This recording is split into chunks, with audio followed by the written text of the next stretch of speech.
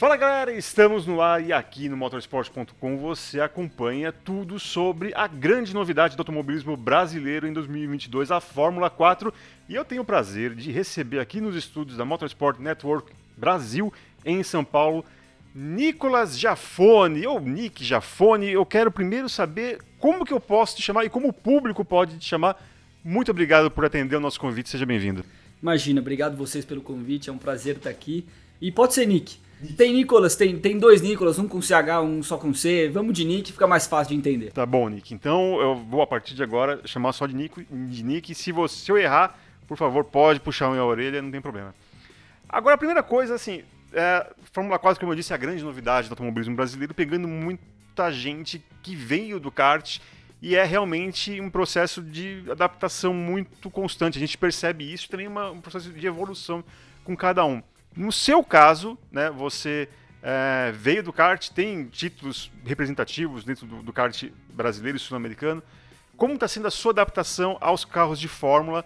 E lembrando também que você já venceu duas corridas, também já 2 pódios. Como está sendo essa sua adaptação à Fórmula 4? Então, é um passo, assim, eu acho que o maior que a gente dá de diferença, né, de carros, assim, quando você guia um kart pela primeira vez e um Fórmula pela primeira vez, são coisas completamente diferentes. A gente estava acostumado, eu estava há 10 anos andando de kart, a primeira vez que eu sentei num Fórmula, eu falei, eu não sei guiar isso, não é pra mim, eu vou largar, porque era muito diferente, era muito mais pressão aerodinâmica, você tinha uma potência muito maior do que você tem no kart, e é diferente porque o muro tá longe, tá tudo longe, né, o autódromo é muito grande, muito maior que um kartódromo, então é um sentimento estranho a primeira vez. Mas aí aos poucos, como qualquer outra coisa, você vai se acostumando, vai pegando o jeito. E aí acho que aos poucos, né, a adaptação vai vindo. Como o Fórmula 4 é um carro com pouca pressão aerodinâmica e até com pouca potência comparada ao Fórmula 3, ao Fórmula 2, a gente acaba tendo que guiar ele de uma forma um pouco diferente, uma forma um pouco mais desconfortável, porque o carro precisa estar escorregando o tempo inteiro, senão você perde muita velocidade, perde muito tempo. Então acho que pra mim esse foi o maior desafio, é tentar ficar confortável com um carro desconfortável. E você também fez, antes, ou não sei se durante, alguns testes com um carro de Fórmula 3 na Argentina. Conta essa história pra gente. Então eu fiz dois dias de teste lá com o Fórmula 4 na Argentina e foi muito legal, foi minha primeira experiência num Fórmula com pedal shift, com a borboleta, né? Antes eu tinha andado de Fórmula 3 no Brasil, mas só com aqueles carros que eram com as marchas, né, sequenciais. Caramba! Então foi uma diferença muito grande, pra ser sincero. A gente chegou lá, acho que foi numa quarta ou quinta-feira, num frio na Argentina, e fomos lá, eu e meu companheiro de equipe, o Vinícius, a gente passou lá 2 dias. É muito bom você ter alguém de referência, né, que vai um puxando o outro sempre. Então foi a primeira experiência e acho que por ter alguém lá para competir comigo, a gente fica rápido, mas, né, em menos tempo. Então foi muito bom, a gente conseguiu evoluir muito nos 2 dias e fiquei muito feliz que dentro dos meus 2 dias de Fórmula 4 consegui bater o recorde da pista. Pô, que legal, isso daí é bacana. Vale lembrar que neste momento do campeonato você ocupa a 4ª colocação, como eu disse, 4 pódios, sendo 2 vitórias. A primeira vitória foi, deixa eu ver aqui, em Interlagos e agora em Mogi, a segunda corrida, num pódio, a gente vai falar disso, num pódio completamente familiar, você vai ter a vantagem de cantar de galo no almoço da família de domingo. Mas falando em família, é inevitável, o Nick, não tem como não falar sobre seu pai. Como que ele tá nessa sua jornada? Eu brinquei com ele na última entrevista que a gente fez, piloto, comissário, administrador de kartódromo, comentarista da TV e pai de piloto. Ele deu risada nessa última parte. Mas como que é esse processo? Como está sendo esse processo com ele dentro da Fórmula 4?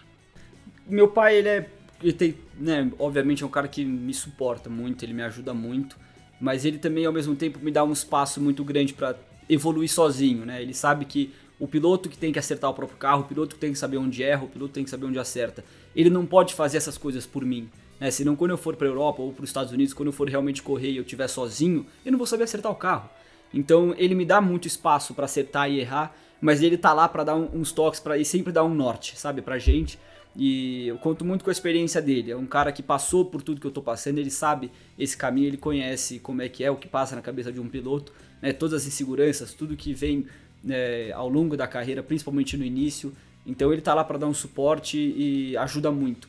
Ele evita falar sobre acerto de carro, essas coisas que ele acha que eu preciso sentir, mas sobre todo o resto ele tá lá para dar um suporte. E antes, quando você definiu, falou, putz, eu quero ser piloto que nem o meu pai, como isso chegou à sua casa, sua mãe que está aqui, falou, não quero não. Foi assim? Como é que você certamente viu seu pai correr, mas via ele talvez, não sei se você se lembra dele correndo na Indy, enfim. Quando que você decidiu que eu também quero ser piloto? Eu acho que eu devia ter em torno de uns 6, 7 anos que eu pedi para andar de kart. Eu já tinha andado uma vez antes, eu bati muito forte. E aí eu fiquei um pouco traumatizado. Passei um ano sem querer andar, e aí depois pedi para ele de novo. E acho que meu pai, ao longo dos anos, ele sempre teve muito medo de eu andar porque é uma coisa de família, né? Por ser uma tradição. Ele sempre teve muito medo de eu não gostar do que eu faço e fazer só por causa do nome da minha família. Então ele sempre deixou esse jogo muito aberto comigo. Ele falou, cara, se você quiser parar, para. Você não tem obrigação nenhuma. Então ele incentiva, é claro, mas ele sempre deixou muito claro que no momento que eu falasse eu não aguento mais isso, eu podia sair sem o menor problema.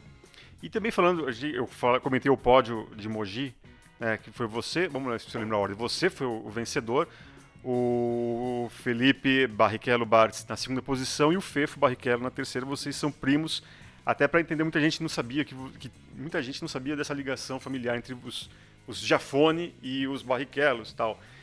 Como que é essa relação? Você também, além do seu pai, tem os seus primos, e como que é essa questão familiar do automobilismo em casa, né? Tem alguma rivalidade? Você tenta se basear ou tenta rivalizar ali com o Fefo, com o próprio Dudu ou também até com o Bartz? Como que é essa relação entre os seus primos ali? A gente tem muita sorte, eu acho. A gente se ajuda muito mais do que tenta se, sabe, piorar nessa situação. Eu e o Fefo, antes de piloto, a gente é muito amigo, né? Desde criança a gente foi muito próximo, então...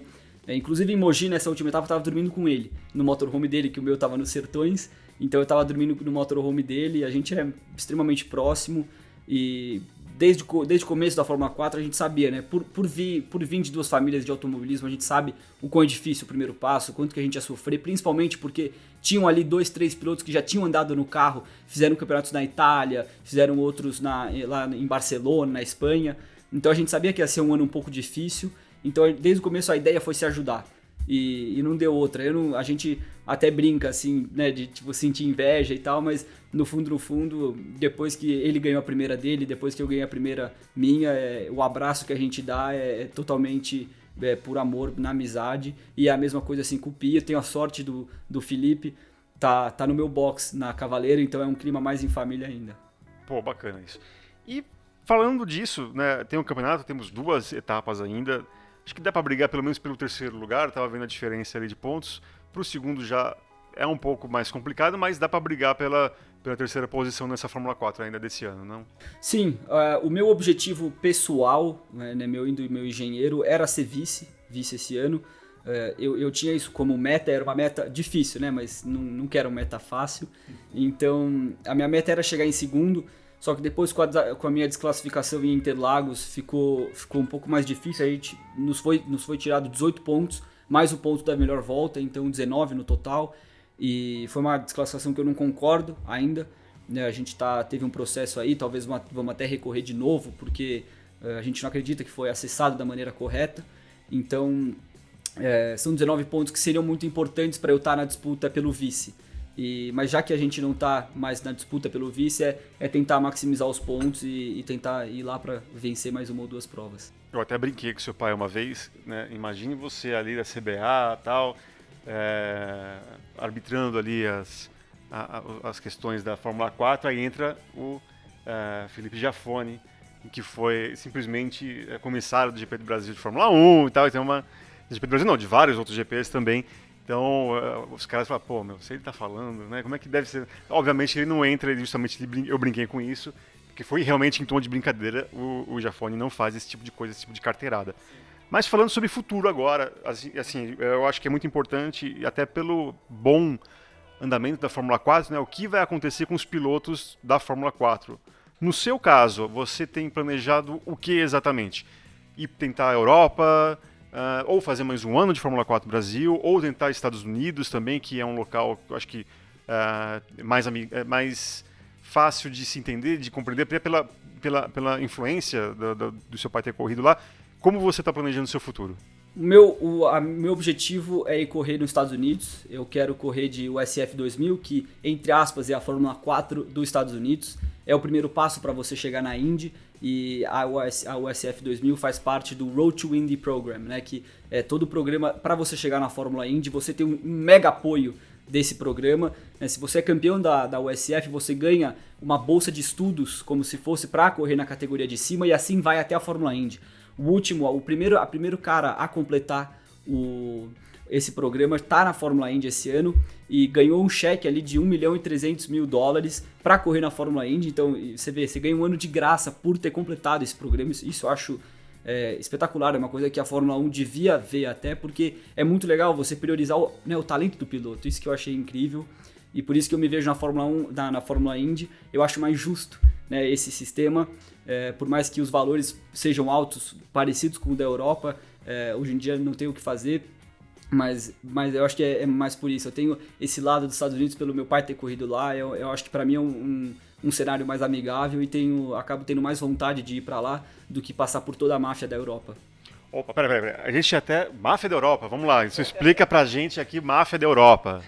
Não, agora quero saber agora. Não, tudo bem. Eu sei que eu entendi o seu lance, o seu ponto, mas você não teve nem tempo de sonhar em Fórmula 1 pela dificuldade que é? Ou realmente seu pai te contou que tem uma máfia lá?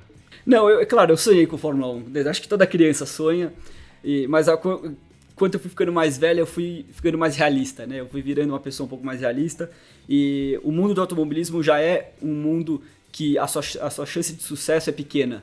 Então eu tô tentando ir para um lugar onde talvez a minha chance de sucesso aumente um pouco, né? A Fórmula 1, a gente sabe, é o centro do automobilismo mundial, é onde mais chama atenção, é o campeonato mais visto de corrida no mundo, talvez.